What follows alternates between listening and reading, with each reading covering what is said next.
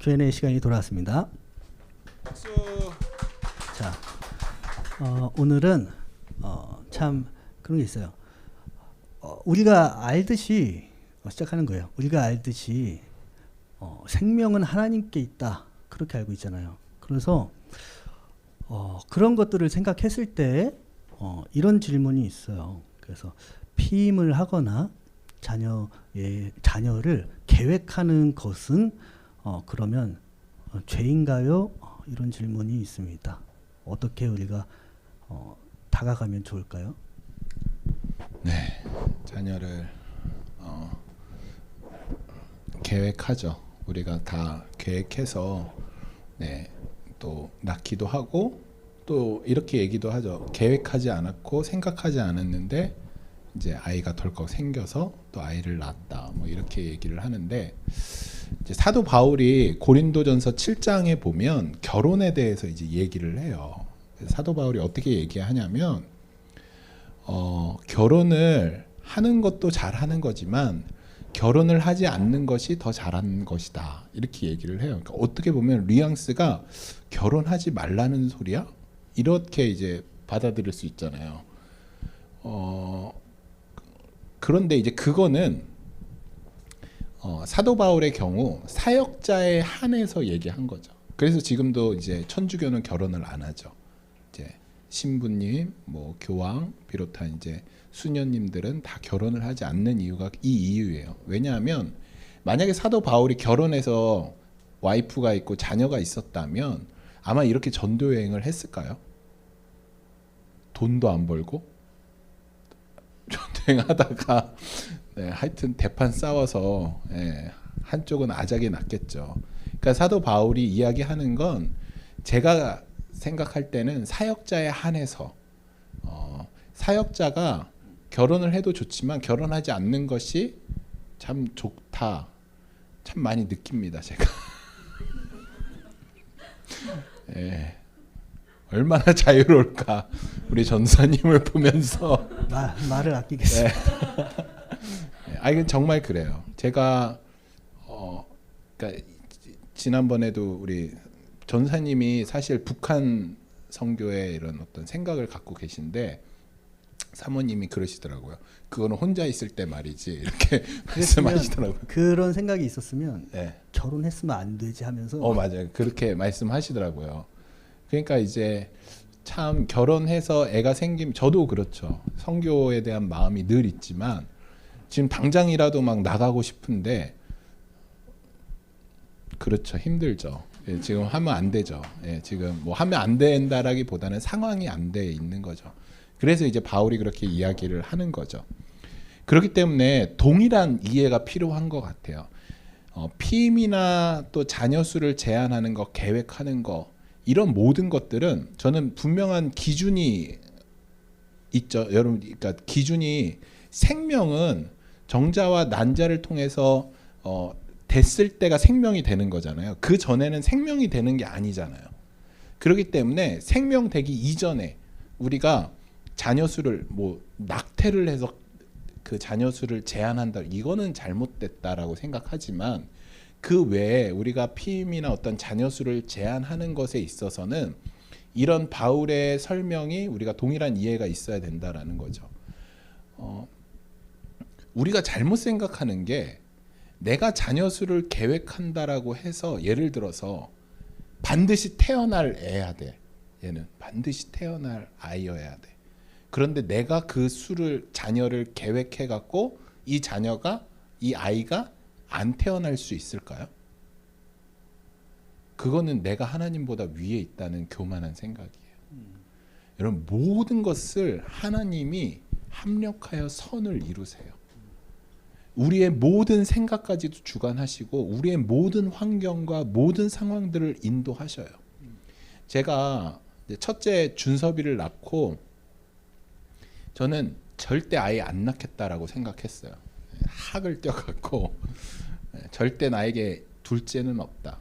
근데 이제 제 아내가 계속 둘째가 필요하다 이제 얘기를 해서 이제 정말 어쩔 수 없이 둘째를 낳게 됐는데 얼마 전에 제 아내랑 그런 고백을 했어요. 야, 진짜 하나님이 정확한 타이밍에 정확한 방법으로 우리 자녀를 허락하셨다라는 고백을 했어요. 내가 계획한 것 같지만, 내가 생각한 것 같지만 하나님이 그 모든 것들을 주관하셨다라는 믿음이 있는 거죠. 그렇기 때문에 우리가 피임을 한다라는 것, 자녀 수를 제한하고 어떤 계획을 한다라는 것, 여러분 이 안에 하나님이 계획이 있다라는 거죠. 그래서 부부가 서로 대화하고 기도하고 그 자녀 수를 계획한다든지 또 피임을 한다든지 하는 모든 것들은 저는 모든 것이 하나님 주관에 있다라는 믿음을 갖고 있어요. 하지만 이제 천주교나 이런 데서는 피임하는 것들을 금지하죠. 예. 근데 저는 이제 그렇게까지 이렇게 너무 보수적으로 생각하지 않고요. 조금 더 자유적인 입장으로 그렇게 생각을 하고, 제가 우리가 오해하지 말아야 될 것들은 뭐냐면 이 자녀 수를 우리가 제한하지 않는 근거가 되는 말씀이 너희들은 생육하고 번성해라 라고 이야기해서 무조건 애를 많이 낳아야 된다라고 생각하잖아요. 그래서 유대인들이 애를 많이 낳잖아요. 여러분 우리가 이 말씀 절대 오해 안 했으면 좋겠어요. 우리가 인해전술로 사단을 이기려고 하는 게 아니에요. 애 무진장 낳았고 하나님의 백성들을, 여러분이 낳는 자녀는 죄인이에요. 우리가 하나님 나라의 백성을 만들어야 돼요. 그렇다라고 해서 여러분들이 내가 자녀 낳았다라고 해서 그 자녀가 100% 하나님 나라의 백성이 될 수 있는 그게 있나요? 아니죠. 모르는 거예요. 여러분 그렇게 우리는 하나님의 나라를 이꾸는 게 아니에요.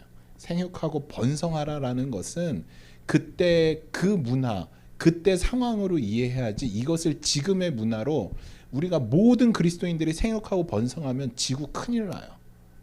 그러니까 그런 의미로 해석하지 않으셨으면 좋겠고, 하나님이 꼭 이 땅에 필요한 자녀, 또 아까 우리 전사님 말씀하신 것 지명하여 불렀나니 반드시 그 자녀들을 우리에게 허락하신다라고 생각하고, 그래서 저는 이 말씀이 여러분들에게 도움이 될 거라고 생각해요. 잠언 10장 9절.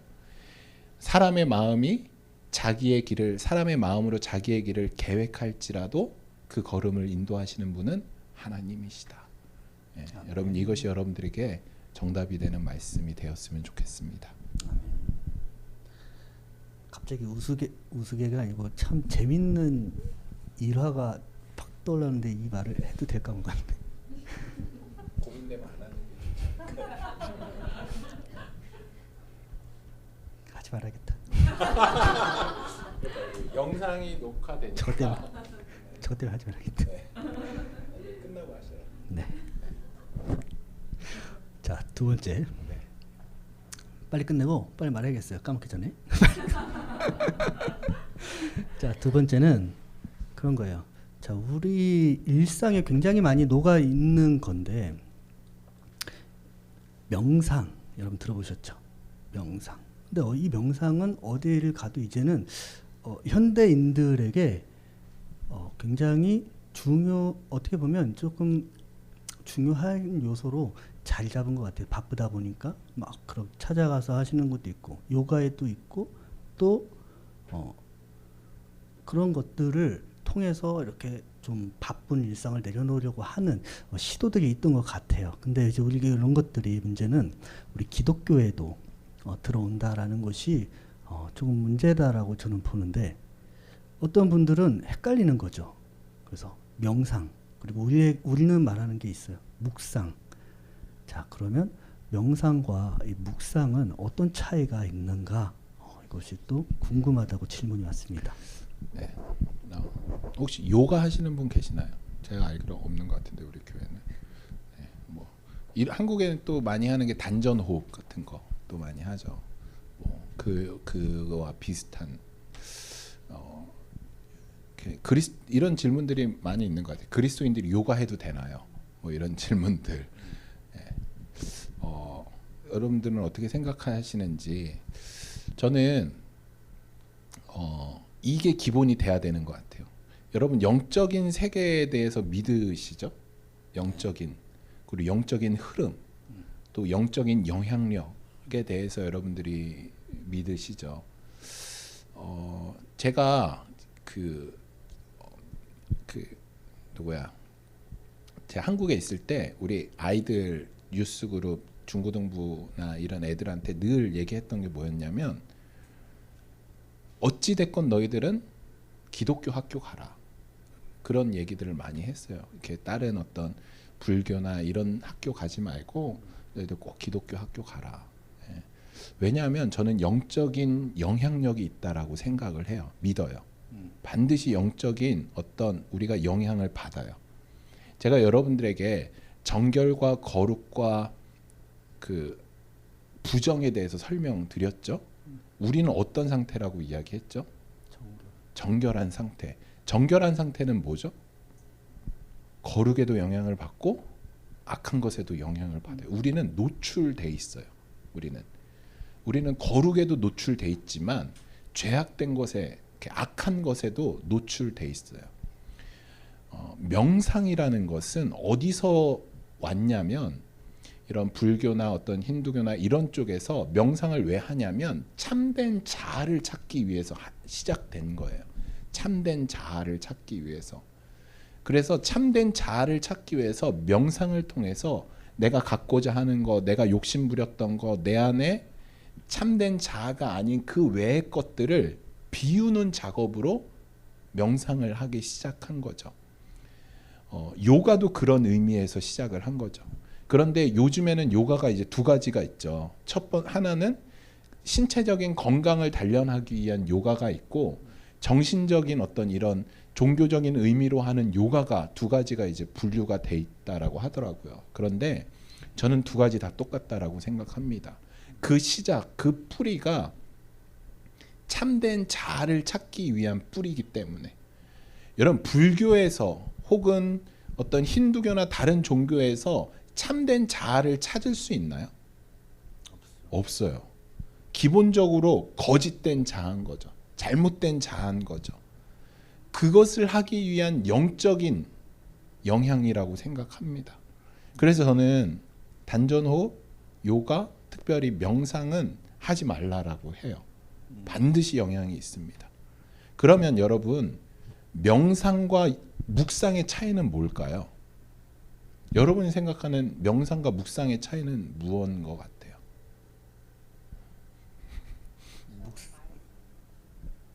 말씀 가지고 생각하는 거.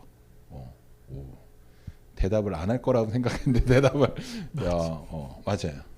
여러분, 묵상과 명상의 차이는 무엇이냐면, 참된 자아를 찾는 건 똑같아요. 묵상과 명상. 그런데 명상은 뭐 해내는 거죠? 나를 비우는 거예요. 묵상은 뭐 하는 거죠? 채우는 거예요. 나를 비우고 예수 그리스도를 날 채우는 거예요. 여러분, 잘못 비우면 어떤 일 생기는 줄 아세요? 나를 잘못 비우면 예수님이 거라사 지방에 가서 귀신을 내어 쫓아요. 귀신을 내어 쫓으니까 여기가 텅 비어 있는 거예요. 그게 나중에 보니까 더 많은 귀신이 들어와 있어요. 그게 무슨 말이냐면, 나 잘못 비우면 이 안에 주인이 다른 주인이 채워진다라는 거죠. 묵상과 명상은 그거예요. 내가 참된 죄인이라는 걸 깨닫고 나를 비우는 거예요. 그리고 참된 주인이신 예수 그리스도로 나를 채우는 거예요. 그것이 말씀인 거죠. 하지만 명상은 그냥 날 비우기만 하는 거예요. 그냥 내 걸 버리는 거예요. 여러분, 내 거 아무리 버려봐요. 버려지나? 절대 버릴 수 없어요. 그래서 저는 여러분들에게 요가나 명상을 하지 마라라고 권면드리고 싶어요. 네. 맞아. 또 명상은 유래가 이제 나를 비우다 보면 내가 신의 영역에 들어갈 수 있다.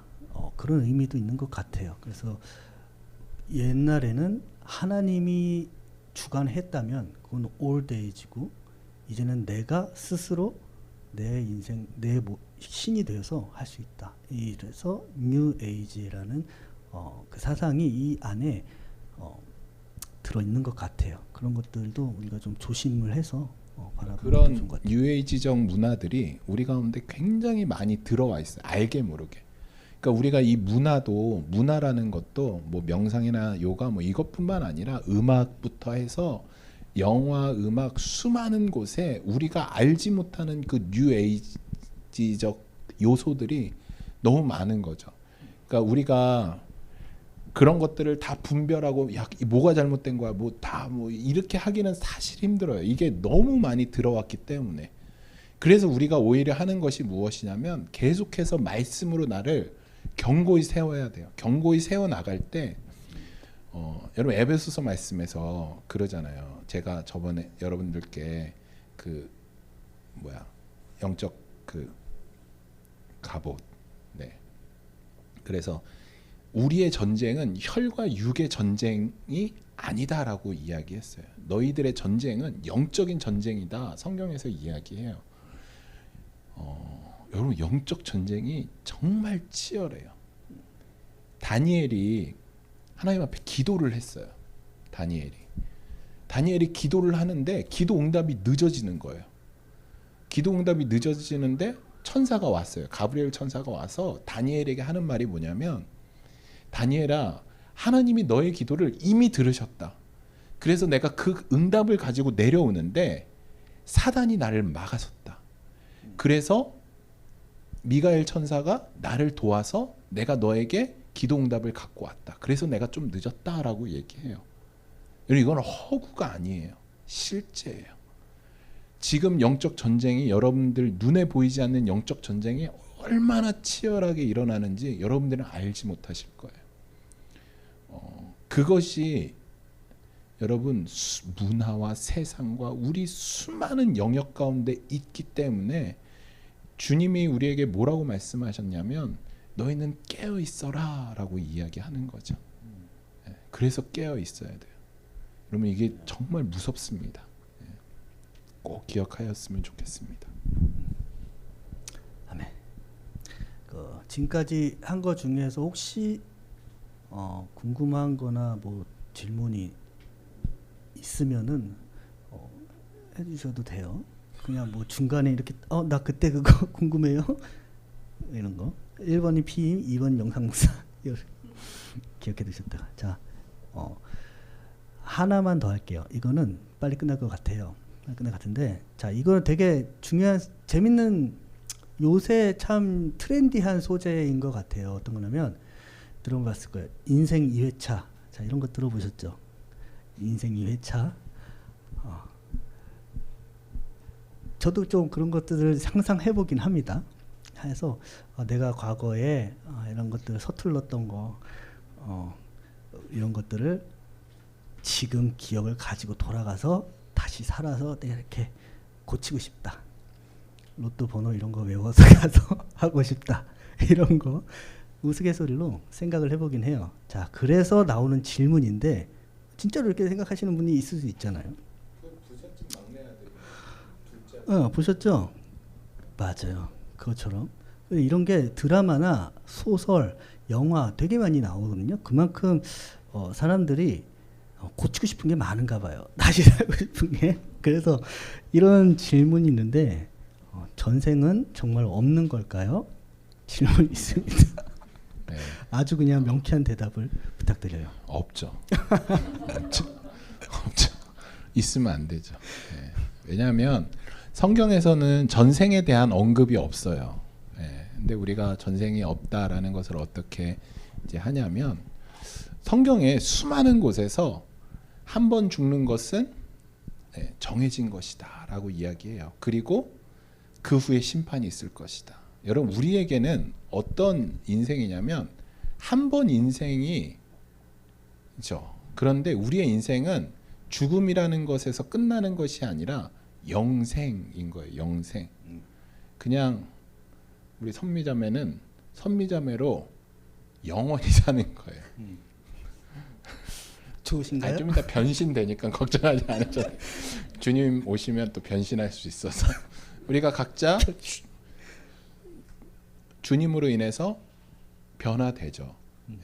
하지만 반드시 주님이 성경에서 늘 강조하는 것은 우리의 인생은 우리 한 번 죽는 것이다. 예. 그리고 죽음 이후에는 영원한 생명이 있고 악인들은 심판을 받을 것이다. 이제 이야기하는 것이죠. 그리고 저는 우리가 한번 우리의 그냥 내가 그 뭐 어떤 거는 막 전생을 막 기억하는 드라마 많이 나오잖아요.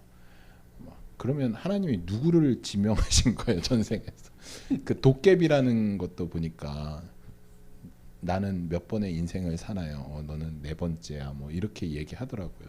그리고 또 전생에 다시 태어나서 또 만나고 뭐 그냥 그거는 그것까지 막 보지 마십시오. 막 이런 게 아니고 그거는 이제 재미로 보시고 우리가 SF 막 이런 거 보듯이 재미로 보고 우리가 이런 것에 대한 또 성경의 대답 또 성경이 이야기하는 것은 아니다라는 것을 우리가 기억하고 있으면 좀 좋을 것 같다라는 생각이 듭니다. 맞아요. 불교나 이런 데에서는 윤회라고 들어보셨죠? 윤회. 지금 생에 우리가 공덕을 쌓고 좋은 일을 많이 하면 다음 생에 사람으로 태어나고 그렇지 않으면 뭐 개나 뭐 개미 이런 거로 태어난다라고 말을 해요. 근데 그것도 참 어떻게 보면은 오류가 있어요. 그 뭐냐면 지금 생에 맞춰져 있는 거예요. 그럼 만약에 그래서 살생을 금하잖아요. 뭐 가다가 개미 밟을까봐 이렇게 그 개미가 내 조상일 수도 있으니까. 그럼 내가 개미로 태어났다고 쳐요. 윤회를 해서 그럼 그 개미는 다음 생에 사람으로 태어나기 위해서 공덕을 쌓고 좋은 일을 해야 되는데 그런 걸 할 수 있을까? 자, 이런 것들을 우리가 좀 생각해 보면 그래도 성경이 제일 믿을만하다. 이런 것들을 스스로 우리가 알 수 있을 거예요. 그렇죠? 네. 그러니까 그런 게 이제 가장 가슴 아픈 게 인도인 거죠. 왜냐하면 그 사람들은 자기가 지금 태어난 것에 대해서 그냥 받아들이는 거예요. 받아들인 거. 그래서 더 이상 자기의 삶에 대해서 기대감이 없는 거죠. 노력하지 않는 거죠. 그냥 자기가 있는 그 자리에서 그냥 살아가는 거예요. 이번 생은 글렀다. 이번 생은 망했다. 그러니까 다음 생을 준비하는 거죠. 그것이 얼마나 사람을 허무하게 하고 이번 인생에 대해서 자기 자신에 대해서 가치 없게 생각하게 하는지 저는 사단의 아주 영적인 전략이라고 생각해요. 그것이 우리에게도 그냥 흔히 우리가 그냥 툭툭 내뱉는 거 그냥 아예 한 번 살고 죽는 거 그런 말이 굉장히 무서운 말이에요. 그러니까 하나님 우리를 지명하여 불렀고 나를 위해서 예수 그리스도를 보내셔서 죽게 하셨어요.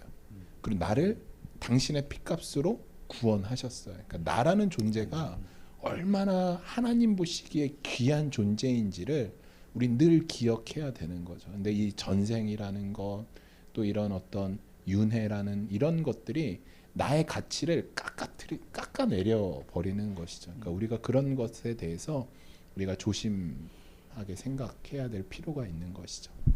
그렇습니다. 네. 아주 명쾌하게 여러분들의 궁금증이 해결되었으리라 생각하고 안 되었으면 또 질문 주시면 돼요. 저희는 다 받습니다. 왜냐하면 받아야 돼요. 아시죠? 저희 사역자들이 막 머리 맞대면 어떤 일이 일어나는지. 자, 기도하겠습니다.